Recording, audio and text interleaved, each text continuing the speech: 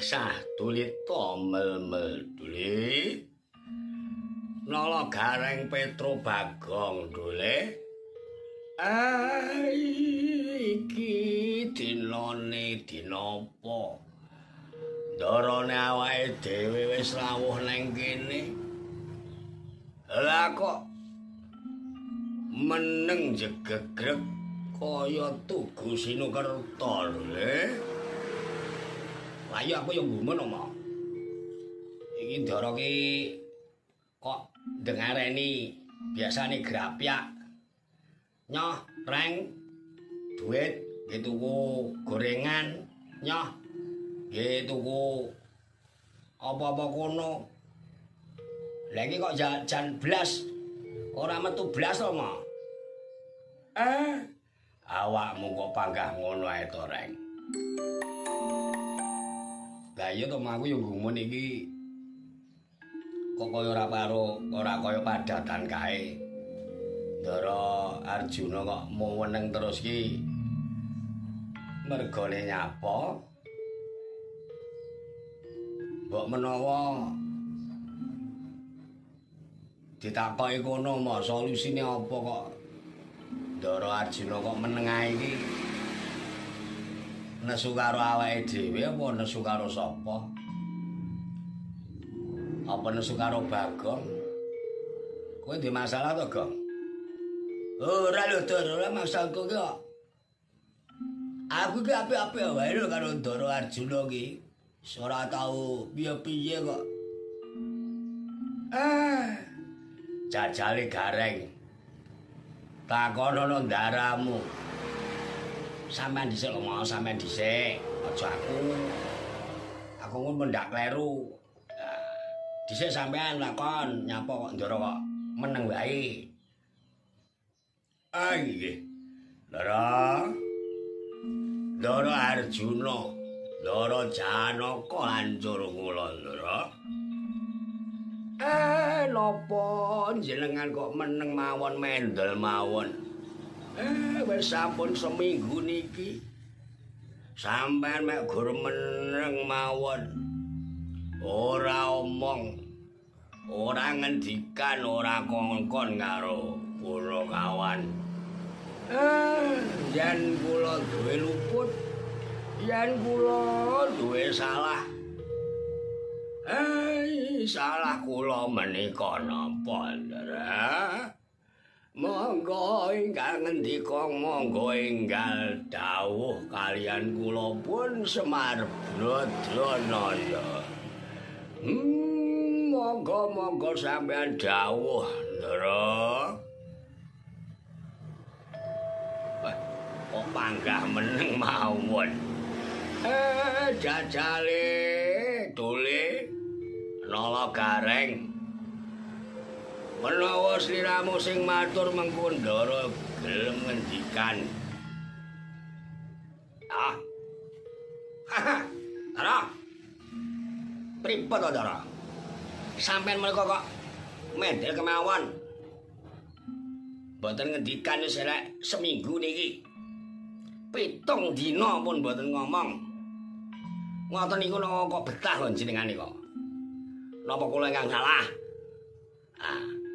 Nek salah niku salah kula napa? Kok mboten gelem ngomong? Lho.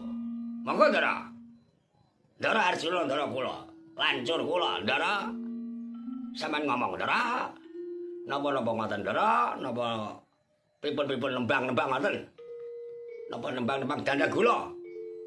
Dandang kula kowe aja lali. Klaro kowe yo ndeng. Aku gumun karo gareng ngawur. Ndara, kula pun Petro. Lek gareng nangkleti jenengan mboten ngendika, mboten ngomong. Ndara, enten napa kok sajake kok wis 7 dina niki sampean kok merengat-merengut.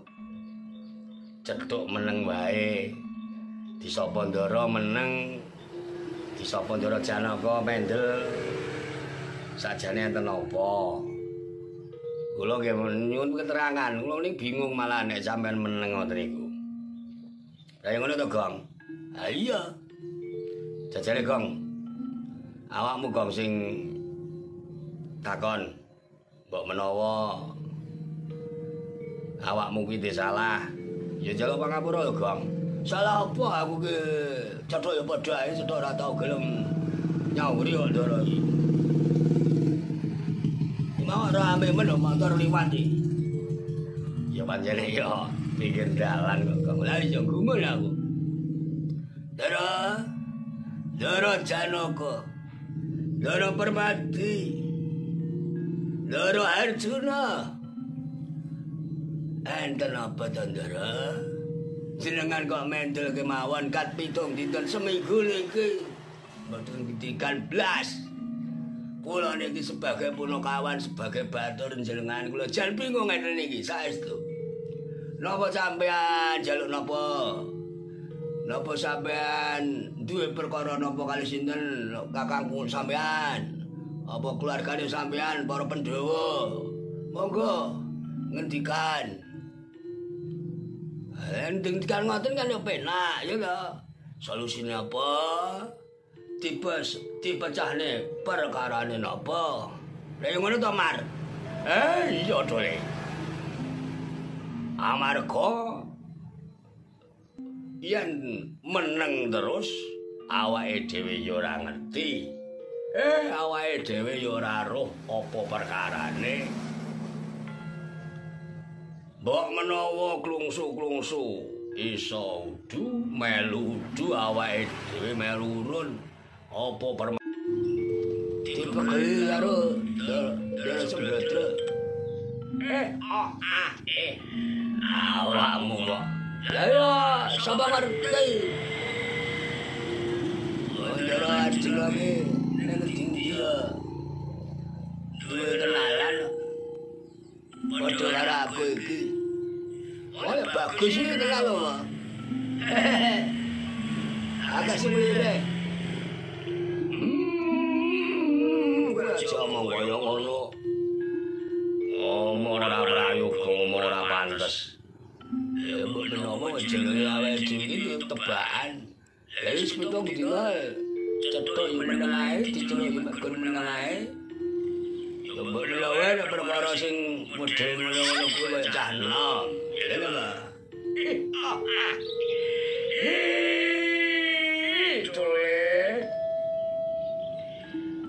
Jajale tak takane pisan gas.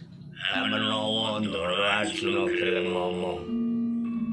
Ndara Arjuna. Kula pun Semar Badranaya. Badranaya. Kakang Semar lek mumune kok kami sosolen kaya ngono kuwi terus kepiye Kakang Semar? Oh, ae Ndara. Sampeyan gelem kemujeng. Jenengan kok gelem ngomong amarga kula kelu ngomong jenengan kok ya terus ngendikane iki matur sembanu enten perkara napa lho. Jenengan kok mendel kemawon. Sampun pinten-pinten dinten iki. Ini yo Kakang Semar. Lah iki pripun lho? Iki arep tak lakake. Ayo. Apa to sebabe aku ngenengake awakmu, ngenengake anak-anakmu. Aku ora ngendikan diceluk meneng wae. Disapa meneng wae. Kowe nek perkarane Kakang Semar. Nggih. Nggih. Yen to menika pribadi boten usah diomongne. Yen menika boten pribadi monggo ingkang kawat kararaken dumateng kula pun kula kawan lho. Ini Kakang Semar. Pripun? Iki kanggo pribadiku dhewe. Boten oleh diomong-omongne. Ora oleh diomong-omongke marang sapa wae. Tak iki dhewe Halo, Bro. Halo.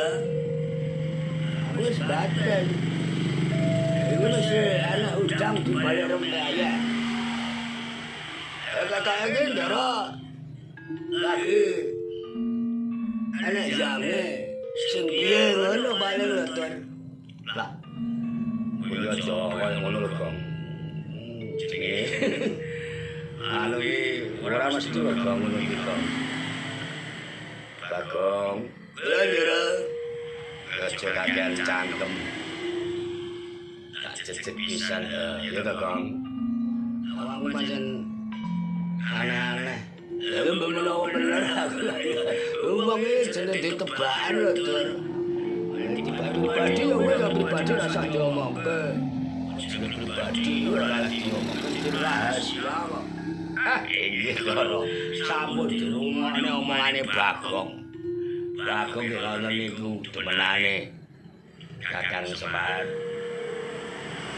Aku mengkut tutno ya Kakang Semar. Arep goleki. Lah iki tenan iki. Mesti arep goleki kae, tak kae wae. Bagong aja omong ae Bagong. Sajake biru sajake anu iki ketoke iki ngendem sesuatu. Tenan lho. Sesuatu kalau diendem ini bisa menjadikan udun semat. Bisa jadi kukul. Kukul gak ada bibir apa-apa. Kukul gak ada yang kere. Loh, rasanya ini baru karo-karuan. Bagong iya. Loh, iya lah. Aku yang bener aja lagi. Niki mungkin melaku teng pundi lho. Ngetan omong ilang omong idul. Iya Kakang Semar iki mlaku paraning ngulon. Goleki sinten? Wis pokoke manut aku. Iki pribadi Kakang Semar ora oleh tak omong-omongke karo sapa wae. Lek mlaku ning ngulon iku mengke ngliwati alas. Lek mlaku ngetan meneng ngliwati gurun pasir. Ngliwati ngalor menika mengke liwat danau akeh rawane. Liwat kidul menika segara mbon. Lho. Iki mengko liwat ing ngulon bae Kakang Semar. Mlaku alon-alon. Nggih. Ndara. Iki mengke bekalipun sampun nipis menika pripun mangke. Lha ora mangke mesti ana kuwi. Sing dipetong panganan. Sing dipetong panganan mesti. Omong lho iki mesti dipetong panganan. Iya, awak dhewe ora mangan ora badhok. Sedina luwe lho dene iki karek tipis. Iki kok marung ning endi nggo golek panganan sing enak, murah sing dodol ayu. Oh, mesti ora ngono kok ngono to, Pak. Aku wis ora apa wis ora iki.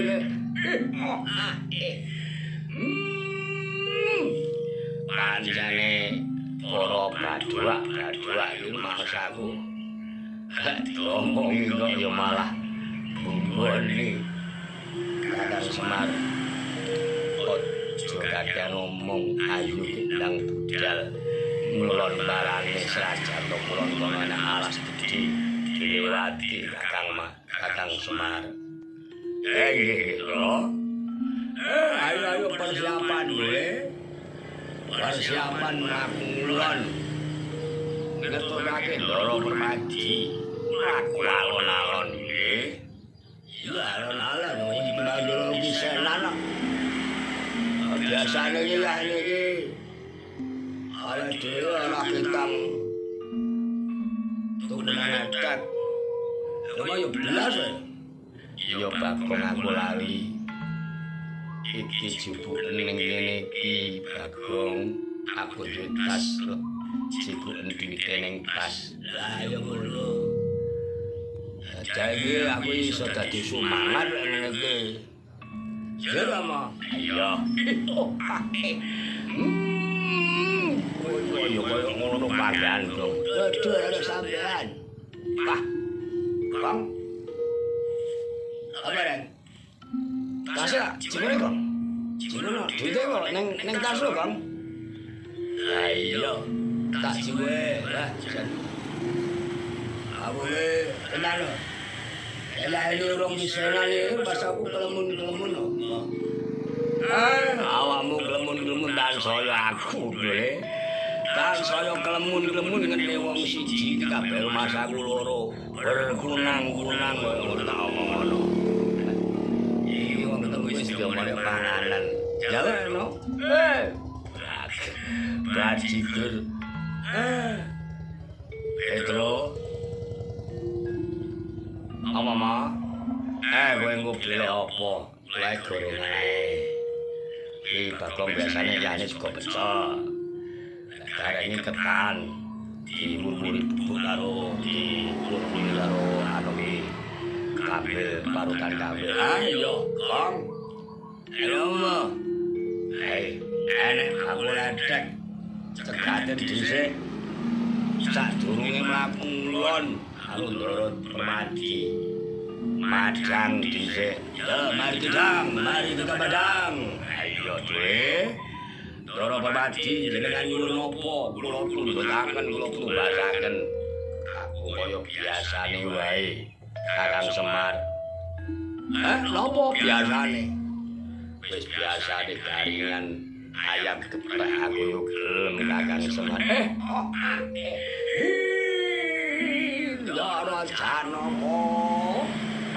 Jenengan kok demen gayan ayam geprek yo 10.000 wis. Wareg Kakang Semar.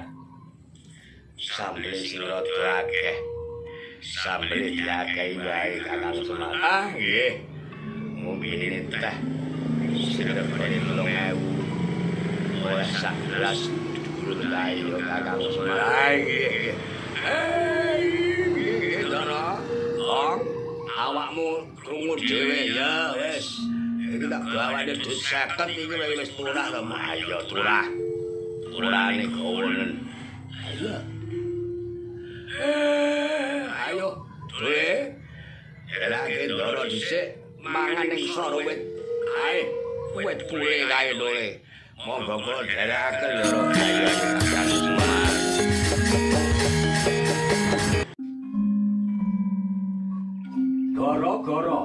Gara-gara ing jaman Pangkuda merga akeh manungsa. Wekasan padha regejekan rebut panguwasa. Sing tuwa padha Jawa, sing nom padha rebutan wanita. Kulange guru ora digugu. Sabda pandhita padha disia-sia jalaran wis rusak budayaning bangsa. Embuh prawan apa waranda apa wis binarwa. Watoni bisa pinekoso kan metung ing Tunapati, temah lali ing tembe uri. Dasar watak serakah awamah. Mula anane mung angangah. Markarya sambate wergah, jan wis kempong perot rambute slewah. Najan wis kempong perot rambute slewah, parandene sing ajak mung dalan bocah. Diajak becik atine padha srek, nanging yen diajak lek irik padha mlayu rebut dhisik. Ana pitutur luhur padha nglantur, merga pikire kuwur. Mripate wis blawur tuwinggake saya ngawur.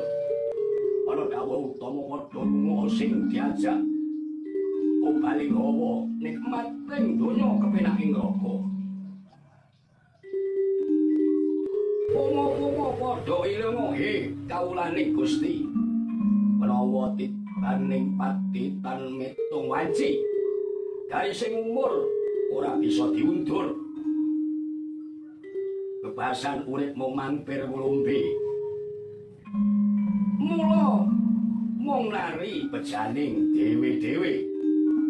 Jemeduling para kawan langgung angsung pangalipur ing tengah-tengahing perapatan. Suka pari suka mring kancane. Ngene tak ndang-ndang ding Megegek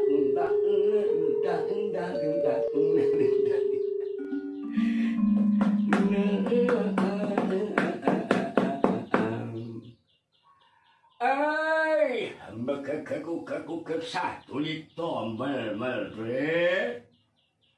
nala wigareng Petruk Bagong. Anak-anakku sing ganteng-ganteng, anakku sing soleh-soleh. Piye kabarmu Dole? Lah yo padha api-api wae. Kene jagongan karo ayah. Ayah Semar ning kene. Ambegegek ugek satu lito mel Dole. Iki wis padha karo suarane Semar apa urung? Yen tak gagas suaraku iki ya meh padha karo Semar ta omongono. Gareng. Bocah ganteng, bocah soleh.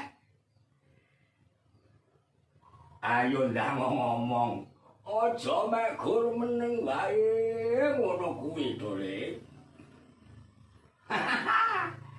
Aku ki yo gumun karo ngomong iki jan, mas aku kaya eneng-eneng wae. Wong jenenge dalang kok ora kamben. Iki ngono jaman biyen yo ngene iki. Jamane ora ana klambi yo ote-ote ngene iki Dole. Wah, tapi yo meni hanya seni lho Mas, seni awakmu jan seni tenan. Seni piye? Manune ketok kabeh. Kowe ngono cuk panu. Kowe ngono kadas korak lho tak omong yo gumen rada iki. Eneng-eneng wae, ora eneng-eneng wae aku iki gawe. Sing ora padha ora kancane awale panjene sumuk. Perubahane klaim Dole. Lah iya kalau mas aku kula bane klaim ya malu-malu ote-ote lah. Ngene iki tenan sumuke ora umum. Tansaya kahananing jagat kaya ngene iki. Ya sing penting sabar wae, ya sing penting sabar kuwi. Gareng. Ya Ma. Aku urung takon awakmu piye kabarmu dina iki mang Dole. Wah, alhamdulillah. Aku saiki soleh mo. Ayo awakmu soleh tenan. Bocah sing soleh. Ya. Dina iki mang aku jan wis kepayon akeh mo. Jatuh mek gur dadine titik. Panggerak syukuri iki mang. Bakul apa awakmu Dole? Wah, aku mang bakul kuwi mau barang-barang antik kuwi lho. Wah, sedo antik, piring antik, sembarang barang sing antik tak dol. Awakmu kok yo oleh-oleh wae. Ayo. Iki mang tak oleh jare antik. Jare antik piye kuwi? Jare antik iki maksude ngene. Jare sing wis tinggi wong tuwa sepuh. Wis tinggi wong tuwa sepuh. Ki bener tinggi. Kuwi tak tuku mo. Mau tuku. Iso tak gandene anyar. Mergone sing dinilai kuwi suwine utawa bulake jarek sing dinilai. Mangkono. Iya. Wah. Oh ya enak-enak to orang sampean ki rek. Iki pancen usahanya iki. Ran. Kowe duwe Kong. Jarek sing lawas, sing bendina tinggi, dari mungkin 50 tahun, bendina tinggi, ini tak tuku nih. Larang, wani larang aku. Ayo gumbal aku. Gaya nenengannya orang awak mireng. Aku sih nggak podor kancane. Aku sih nggak podor kancane ngono lho, Kong. Lah ya wis. Aku jane duwe aku. Tapi suwek-suwek wisan. Wah, kuwi sing malah apik kuwi. Sing suwek-suwek ngene malah seneng aku. Pokoke umure dawa utawa apa kuwi jarike kuwi wis lawas. Dudu cap-capan no. Iki kudu bathike bathik sing bathik tangan. Aku duwe aku kuwi nang omah kuwi. Akeh kuwi nek bojoku kuwi. Karo nek tanggoku ya enak kuwi. Aku tau apa kuwi. Tau tak colong. Oh mangsa kok pandai. Ayo wis. Kowe wis oleh rezeki dina iki mang gareng. Wis. Alhamdulillah sepayon jare loro. Lah ya ngono kuwi sinungku sapa? Wah, iki sinungku Toris kok. Toris wong luar negeri. Wah, sinungku wong luar negeri tenanan iki. Ora mek goro-goro aku. Ayo. Ya sing tak gumune wong luar negeri kok ya gelem. Wah, kula ngono kuwi. Sing digolek sing lawas-lawas ngono lho, Kang. Oh, ngono ya. Iya. Awakmu lek duwe barang-barang antik, wah. Seterno aku tak tuku larang. Aku ki nang omah duwe sendok. Duwe piring. Ya duwe pokoke barang-barang antik akeh aku nang omah. Ning ora tak dol, piring piye tak padang. Ora gandane anyar piye, mau tak gandane anyar. Aja, aku seneng e. Piring beling asli kok. Gayan made in Cina. Tak ngomong made in Cina tak ngomong. Ya wis. Ma. Aku ya nuwun idi pangastune. Jaluk dongane, Ma. Iya. Wong tuwa iki sine mek ndonga. Muga-muga anak-anake sukses kabeh. Dadi bocah sing saleh lan salehah. Ah, ya. Petro, piye kabarmu, Tro? Alhamdulillah, Mo. Dina iki mau aku wis ya paling ora iki usahaku iki bang wis tak tekuni. Mergo piye ya wong jenenge usaha peternakan iki lek ora mendina diparani ya dadine ora apik, Mo. Saiki awakmu ternak apa? Aku ki saiki ternak wedhus, kelinci, wis karo wis pokoke para hewan-hewan kuwi tak ingu. Mengko lek wis rada gedhi ya tak dol neh. Pokoke bathi tak dol ngono mo. Ya apik kuwi dole. Wis pokoke sing penting donga dinuka usaha. Aja lali berdoa. Pangkono ya Petro. Ya mo, wis pokoke aku nyuwun dongane sampean muga-muga usahaku ki lancar. Iya. Heeh, tak dongake lancar. Muga-muga hari ini dan seterusnya akan mendapatkan berkahnya ngono dule. Kari Bagong. Piye Bagong kabarmu dule? Lah aku ki ya gak meneng kok. Aku ki saiki ki dadi tukang petong. Petong piye maksud aku dadi makelar. Makelar apa ae ngono. Sing tak makelar iki apa ae sing penting dadi dhuwit. Dhuwit. Dadi dhuwit kok ya. Pokoke aku ki istilahe iki sapa sing pesen aku ya tak golekke sak isaku umpamane sepeda motor. Umpamane sepeda ontel. Wis pokoke aku dadi kuwi mau penghubung aku. Pengusaha. Iya, pengusaha penghubung aku. Umpamane arek ser nanggap dalang sapa orkes ngendi. Pokoke grup kesenian ya tak blantik. Sing penting aja nemen-nemen lek mu blantik to. Lah iya. Pokoke aku ya berarti 20% ngono wis marem. Ayo sing penting iki wong jenenge rezeki iki tenan. Rezeki kuwi gaib. Iya. Iki mang yo wis oleh pitungan blantik orkes. Blantik orkes apa to iki? Orkes Melayu lho, orkes dangdutan iki ya tak blantik. Lah kok iso-iso ae. Kamu blantik iki wis pokoke petuke wis mending kowe tak bayar sakmene gelem apa ora. Umpamane gelem ya melu, umpamane ora gelem ya ora melu ora apa-apa. Wis kono kuwi tak blantik. Umpamane gajine 500, kowe mau tak bayar 400 gelem.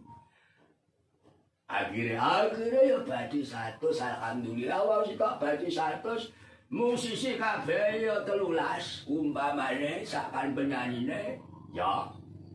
Ya wis badi 1.300.000 lumayan to mo. Yo aja nemen-nemen. Aja nemen-nemen nek ngumbati ora ya piye? Jeneng aku ya blantek kok. Kabeh mok blantek. Ya kuwi ya piye? Sing penting bocah padha gelem. Sing penting iki jape piye lho. Perjanjiane piye pokok gelem ya wis langsung tak jak ngono lho. Ayo. Dole nolok gareng Petruk lan Bagong. Jagongan lho, kae sajae kono dayoh ana tamu dole. Iki kaya dulurku lanang sing teko. Ayo disambut dole disambut. Bagong, apa nek ngumpuli gawe kopi. Mbok menawa wonge seneng kopi utawa seneng teh. Ya wis, manut aku mah. Yo. Kayoe disambut dole.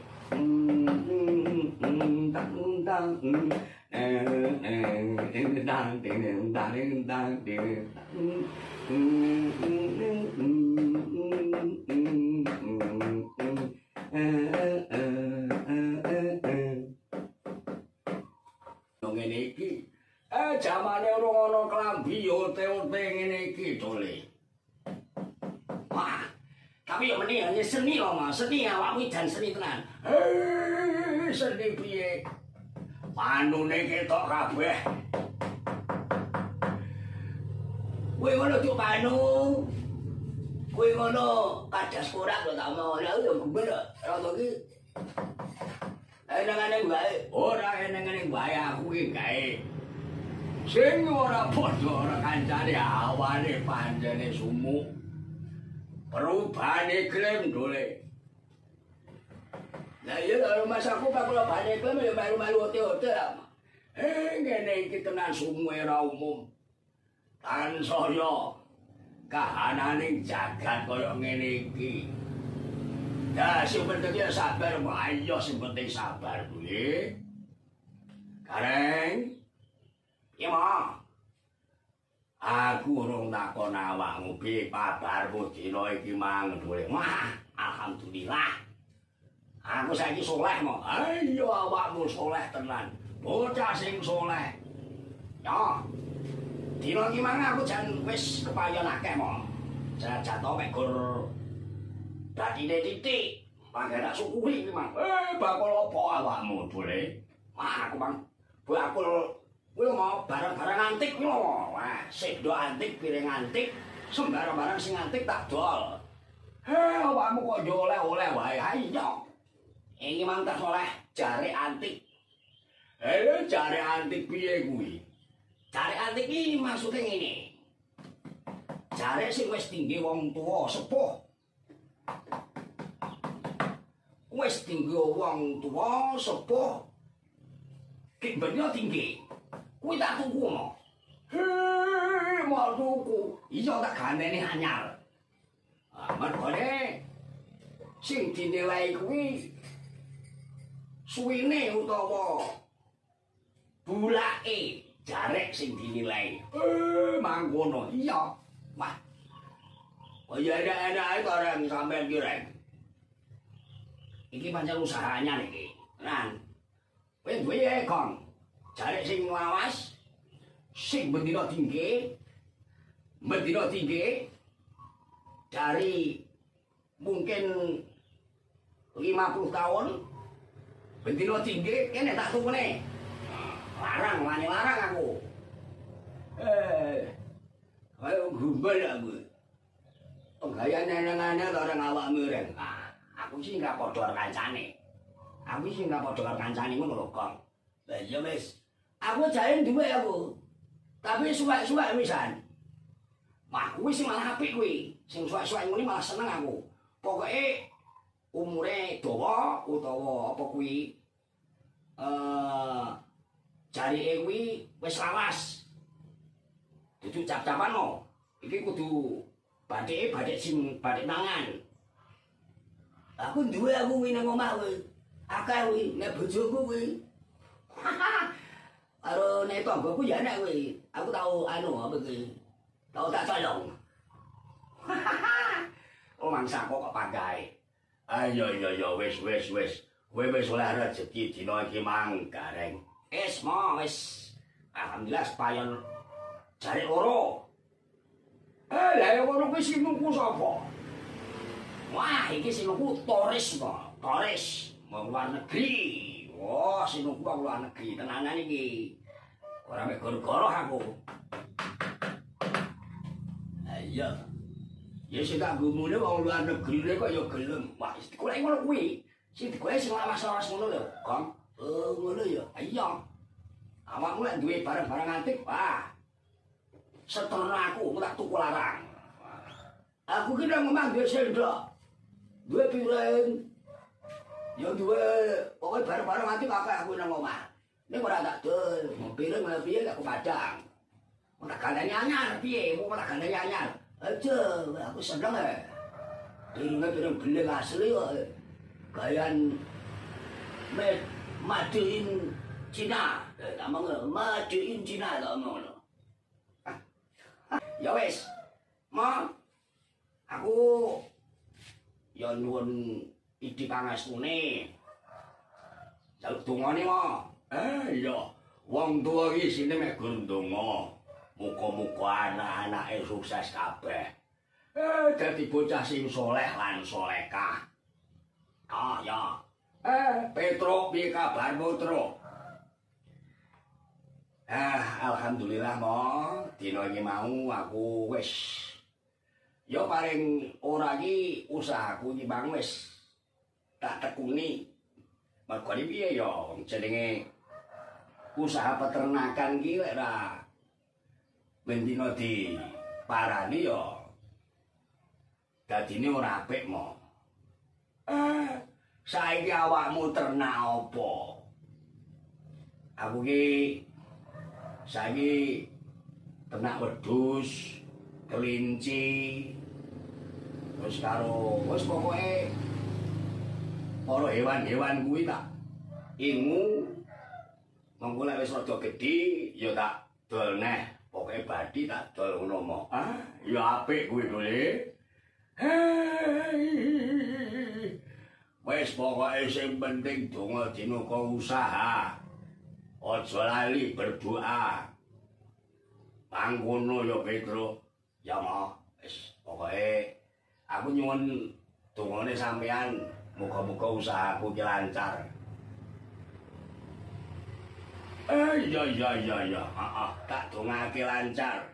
Muga-muga hari ini dan seterusnya akan mendapatkan berkahnya ngono duwe. Kari Bagong. Piye Bagong kabarmu duwe? Lah aku ki ya gak meneng kok. Aku ki saiki ki dadi tukang petong. Petong piye maksud aku dadi makelar. Makelar apa ae ngono. Sing tak makelar iki apa ae sing penting dadi dhuwit. Dhuwit. Dadi dhuwit kok iya.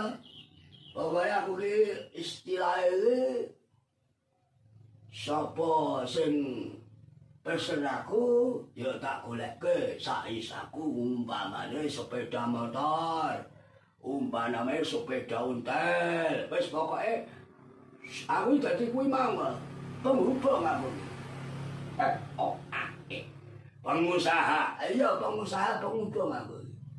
Umpamane arek ser nanggap dalam sapa orkes ngendi. Pokoke grup kesenian ya tak blantik.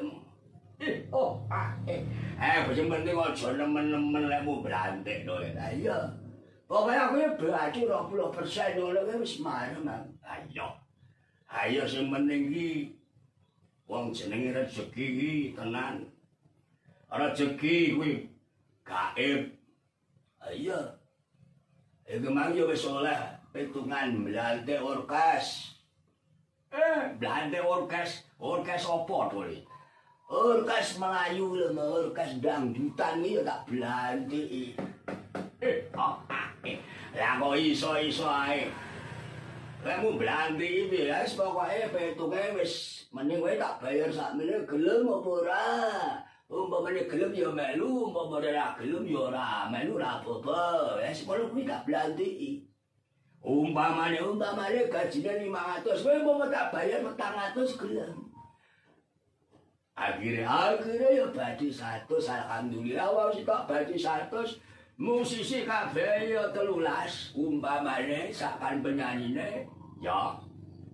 Ya aku wis badi 1.300.000 lumayan to, Mo. Yo, aja nemen-nemen. Aja nemen-nemen nek ngumbati. Ora aku ya piye? Jeneng aku ya blantik kok. Kabeh mok blantik. Ya kuwi ya piye? Sing penting bocah padha gelem.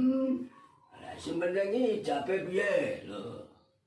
Perjanjiane piye pokok gelem ya wis langsung tak jak ngono lho. Ayo. Dole nolo Gareng Petruk lan Bagong. Jagongan lho, kae sajae kono dayoh ana tamu dole. Iki kaya dulurku lanang sing teko. Ayo disambut dole disambut. Bagong, apa mo? Neng ngumpuli gawe kopi. Mbok menawa wonge seneng kopi utawa seneng teh. Ya wis, manut aku mau. Kayoe disambut dole.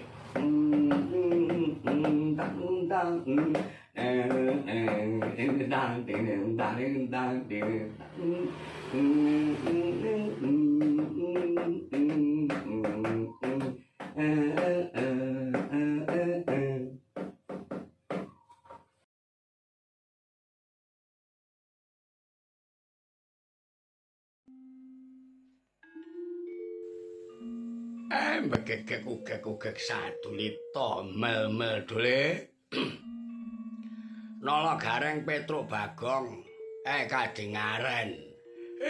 Bengi iki awan iki isu iki.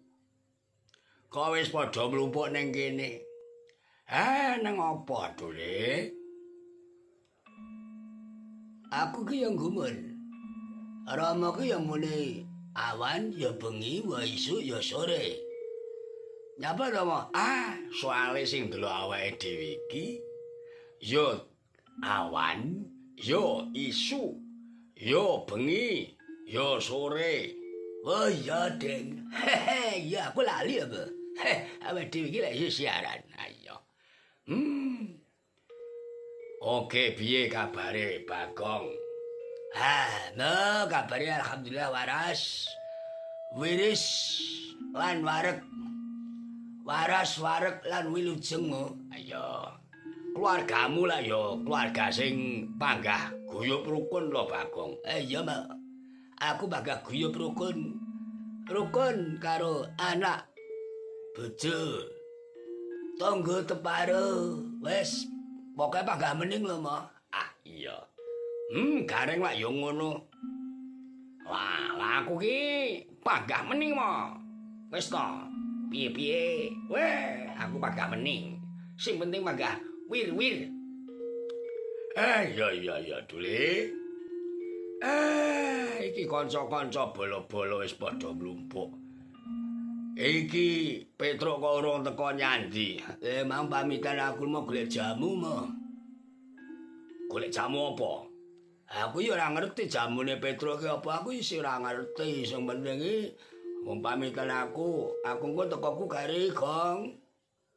Aku cek golek jamu. Yo sehat ken sehat awake. Ken sehat samu barange. Iya. Aku wis dingi kok jamu, Mo. Jamumu apa to, Gong? Lah jamuku ki jelas. Jamu jati kendhimo. Wah. Kuwi jamu apa dhewe? Jamu ki maksudnya jagalah mulutmu dari perkataan-perkataan yang tidak baik, dari perkataan-perkataan yang tidak menyenangkan. Wah. Kaya mangkon iya lho, Pak. Lah aku ki lah ngomong sak omong ya kudu tak hati-hati. Iya. Jamu, jagalah mulutmu.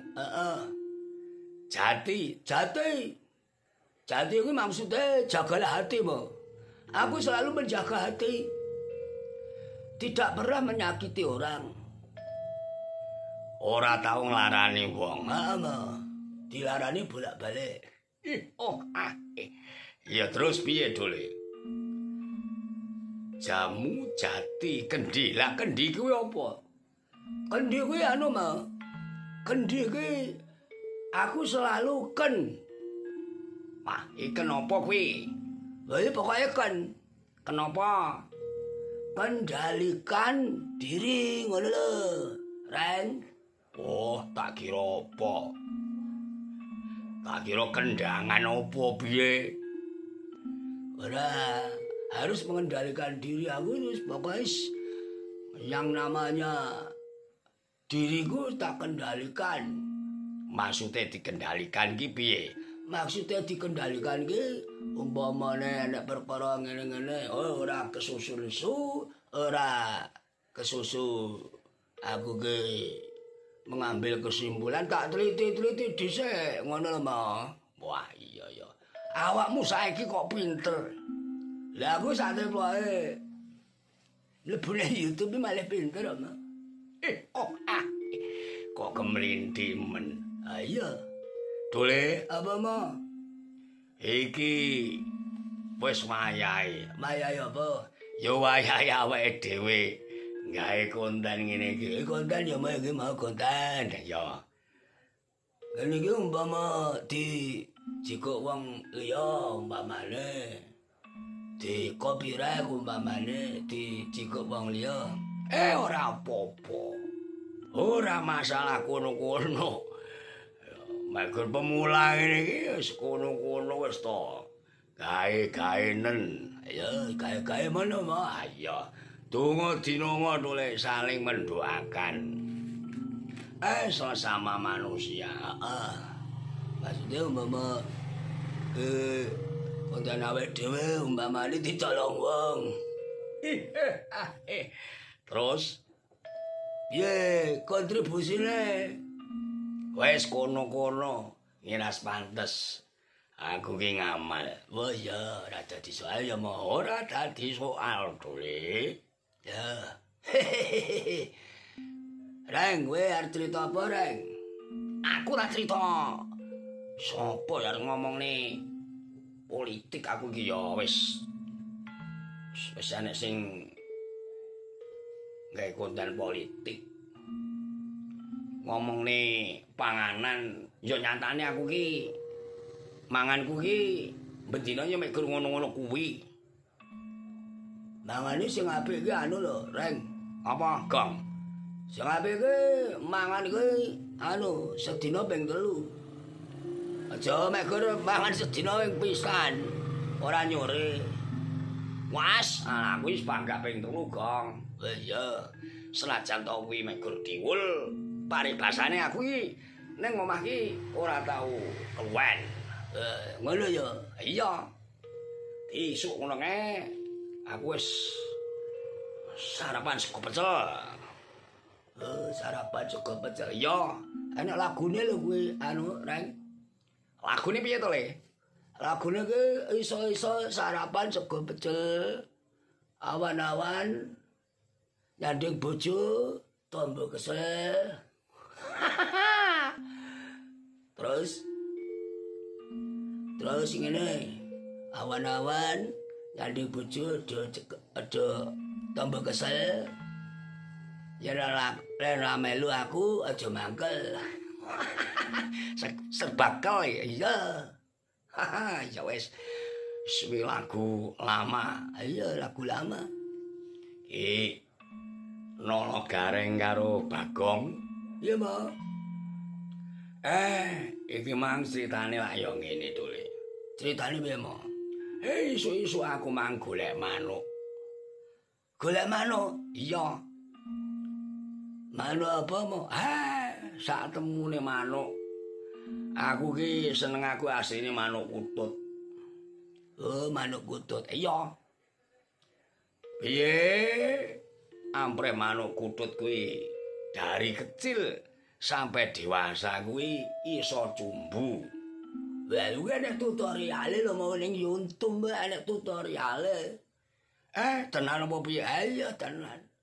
Mangkane aku isuk mangki golek susu manuk. Sak manuke lek kena ora mek guru susuwe. Oh, ngono. Ayo. Aku oleh siji jek ndok dule. Mungkin tak enteni beberapa waktu iki kowe iso menetes. Nah, kena tak hiburan ngono lho, Le. Karepku ki ngono. Yen awakmu ki ora dolan rene, hibur aku mek guru manuk. Cocok lho mau wong le sepuh le. Seneng karo manuk kuwi wis meneng. Ayo. Nembang-nembang kono. Bagong nembang ya oleh. Gareng nembang ya oleh. Mah. Suara aku kurang mening kok, Mah. Suaraku wis jan suara pas-pasan. Lah suara gue asline gak apik lho, Ren. Aku mbiyen tau melu lomba song. Lomba song apa? Wis pokoke song-song kuwi lho, Mah. Kuwi nembang wis nembang sembarang. Lagu Cina iso? Iso. Lagu India iso? Pinter. Lagu Barat? Iso. Jajali tak tes tole. Nyanyo lagu India. Wah, India ki saloke teko kene, Mah. Maksudku ki lagu India ki saloke teko Indonesia. Sing contone piye tole? Sing contone ngene. Nahi ke puncak gunung. Kuwi naik-naik lagune bocah cilik. Ngono ta, Pak? Iya. Enak-enak, Mah. Sing piye dole surasane? Unine sing piye? Unine lek rasane ngene. Tun China jai jatun jai ti. Kuwi ngono lagune kus-plus. So India piye to? Ya karepku ki anu lho. Ngene iki karepku ki yo apa ki istilahe ki aku itu anu ngono lho. Rang awakmu tidak saldu ora kena. Iya yo ngerti paham aku. Jajal lagu Cina iso ora kowe, lagu Cina. Lagu Cina. Ayo. Lagu Cina iki ting ting fo aku iso. Wah. Sing piye kuwi lagune? Wong ce hang sing se wo hang su se po tung po hang sung se wo ai ni. Wah. Segala pengawuran iki. Ngonten ngawur. Ayo ora apa-apa sing penting iki iso awake dhewe iki nggih konten dhewe ngono. Ayo. Padike Gareng Ora wis ngene iki ketibane ora nek kontene. Lah iya. Ngene dole. Iki kan ya wayange awake dhewe iki wayangane mangsi ngene iki. Ya wong jenenge usaha. Ya usaha. Ayo. Omong dhewe sawuri dhewe. Lah jenenge dalang ya ngene iki lho, Mak. Mau mbok ya cerita-cerita apa ngono mbok jaman nom-nomamu mbiyen ngono ya ora apa-apa lho, Mak. Aku tak cerita jaman aku dolan ning Malaysia dole. Tau ning luar negeri lho, Mo. Ah iya. Tau ning luar negeri aku ki, tau omong ngono. Piye ceritane piye, Mo? Cerita, Mo. Ceritane ngene dole. Zaman aku ning Malaysia. Budalku teko omah kene. Sampai Malaysia. Kuwi berhari-hari zaman biyen dole. Ora numpak pesawat. Pesawat cek jarang-jarang enek mek gur pesawat radio karo pesawat televisi dole. Udah lucu. Ayo. Teko kene, teko Tulungagung. Neng daerah Riau. Numpak kol dole. Numpak kol ayo. Pirang-pirang dina teko Tulungagung sampai Kuala Tunggal kono dole. Kuala Tunggal ngendi? Kuala Tunggal kuwi daerah Riau lek lah salah dole. Kepulauan Riau mau ayo. Numpak kol, ayo numpak kol. Pah, ndah niyo lho mau. Numpak kol isise lho ning jero kol. Jaman biyen urung ana isis-isisan kaya saiki. Asine urung enek dole. Urung enek, urung. Terus pirang-pirang dina numpak kol nyabrang teko kono ujung sing kulon kuwi Pulau Jawa ujung kulon nyabrang ning Pulau Sumatera. Ya Sumatera. Sampai ning ning kawasan Kuala Tunggal dole. Ngono. Perjalanane tak critakne mo. Ayo. Iki perjalanane tak omongne karo awakmu anak-anakku kena iki cerita. Aku mbiyen yo tau. Ngene iki kena nggih cerita anak lan putu. Lah ya terus. Teko Kuala Tunggal jek ditampung neh dole. Jaman sakmono ya mo. Ayo.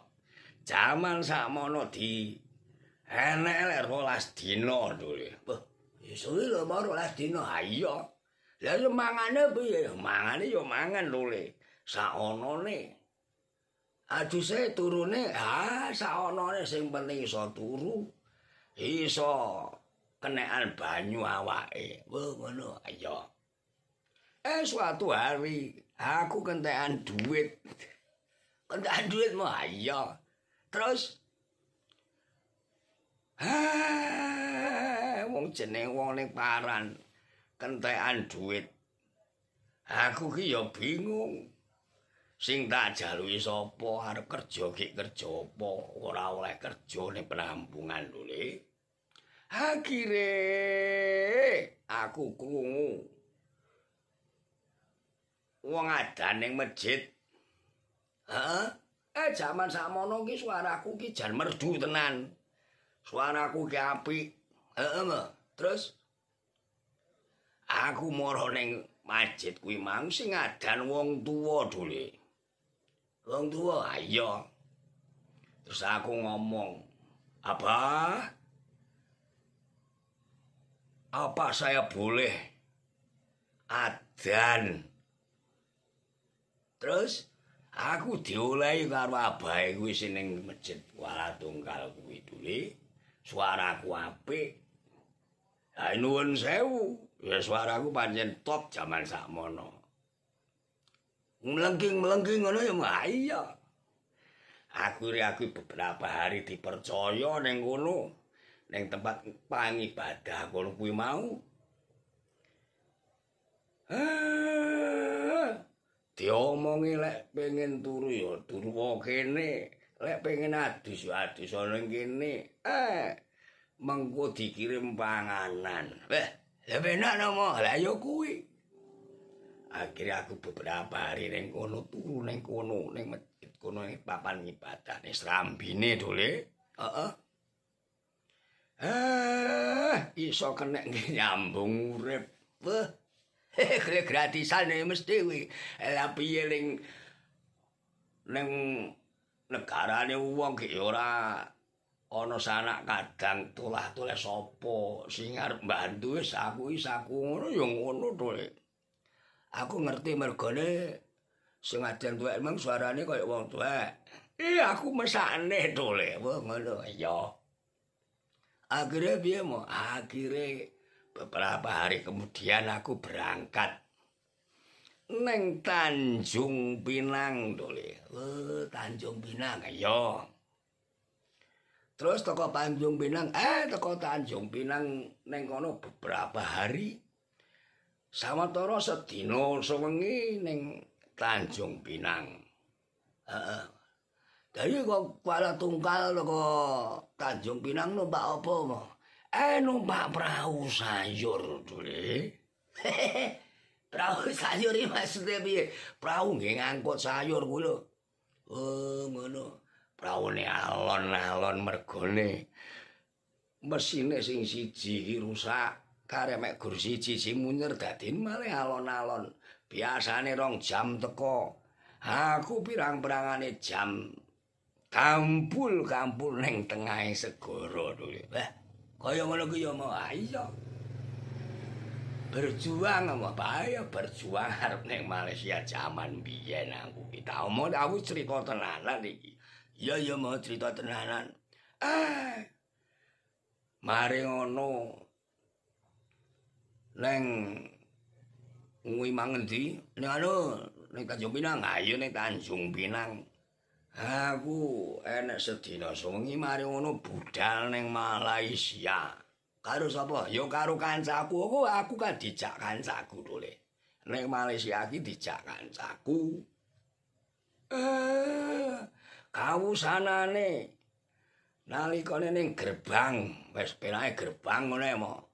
Terus kancaku kuwi ora oleh mlebu nang Malaysia sing tak eloni kuwi. Jal piye? Perasaanmu dole umpama sing tak eloni kuwi ora oleh mlebu ning negarane wong liya. Ditolak balik. Terus sing iso mlebu mek gor aku. Mergo awakmu bagus ora, ndak ngerti apa permasalahane. Akhirnya aku ki melu sing ngantarke aku. Terus ditampung ning daerah Tangkar Kerbau. Ngono ya, iya wis pokoke kuwi keling aku.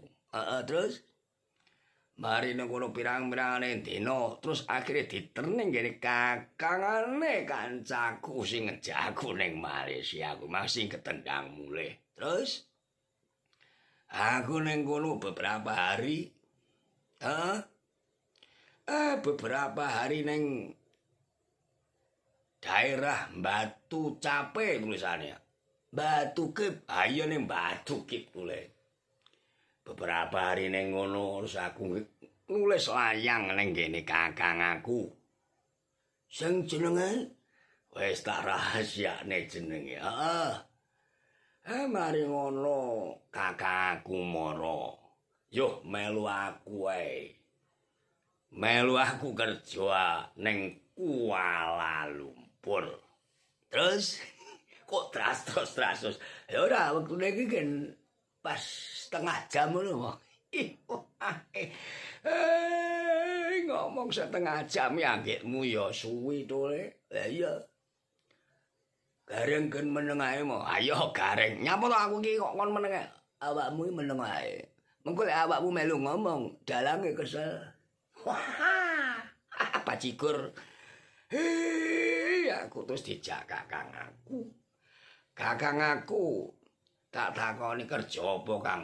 Sing penting kowe melu aku dhisik masalah penggawean mengko digoleki bareng-bareng. Ngono ya. Iya. Ya dilalah dule. Aku takon kancane kakang aku. Enek penggawean to, Mas? Takonmu ngono. Iya, soalé ya wong mek Gro Blitar ngono. Terus jarene takon ngene bocah ning aku. Sampeyan iso basa Inggris. Aku yo panggah Inggris to. Iso. Inggris wae sing penting Inggris, sing penting muni iso to. Ngono. Terus aku akhirnya dilebokake neng perusahaan gawe dalan kereta api. Kereta api sepur kowe mah ayo. Ora meno. Akhirnya aku dites karo wong Inggris. Lah ngetes piye mo? You speak English. Ngono bali mau iku. Iya dole. Ditakoni ngono kuwi, Bang.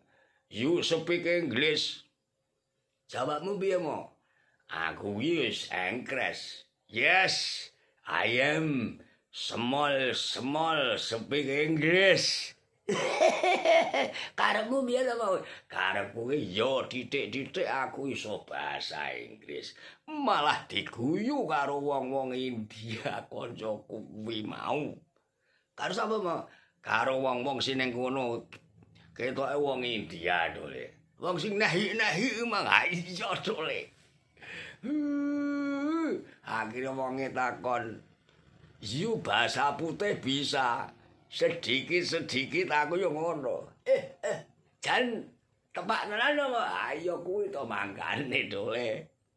Sing penting nek ning negarane wong umpamane ra iso muni yo iso senajan to kuwi ra iso. Ngono mo ayo aku diwarahi ngono.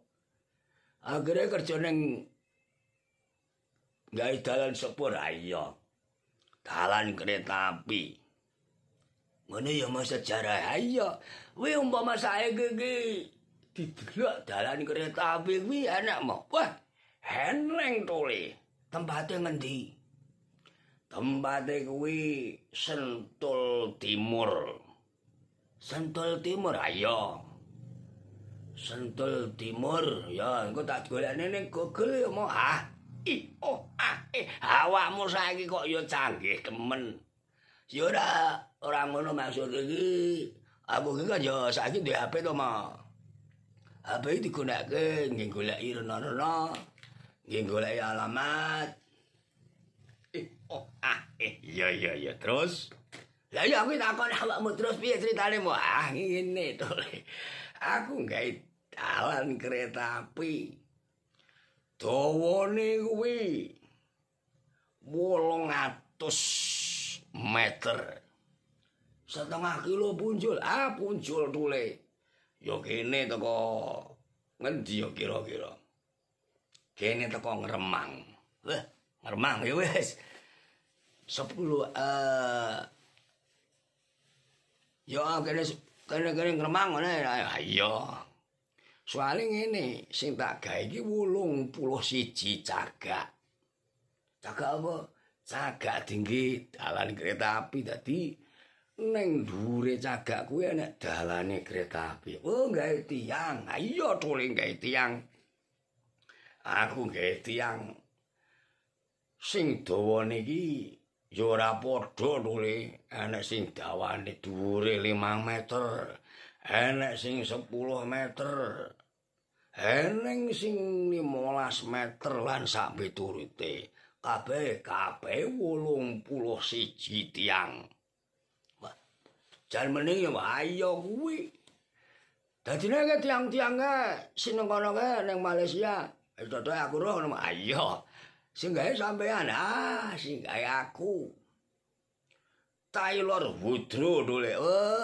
Kuwi PT-ne. Ayo PT-ne Taylor Woodrow karo apa kuwi BST. Wah, kelingan to mo. Aku gak kelingan. Masih wis lawas mbiyen aku jek kelingan. Terus piye mo? Aku beberapa hari sedina 2 dina. Wah, kerasan langsung langsung kerasan. Tenanan aku. Ning kono langsung kerasan. Soale bayarane yo akeh. Mergone melu wong putih. Wong putih ayo ngarani wong Londo utawa wong bule iki ana wong putih to. Walah, ngono ya wae. napa? Lah ya nalika ning kono lho, Mbok. Awakmu bahasa Inggris ora pati iso kok. Sing penting ki karo kanca-kancane iki iso komunikasi. Walah. Berarti anu lho, Mbok. Piye? Sakerjanamu ki wong Jawa. Ya wong Indonesia to le. Liyane wong mancanegara liyane kaya to wong Pakistan, kaya to wong India, kaya to wong Bangla.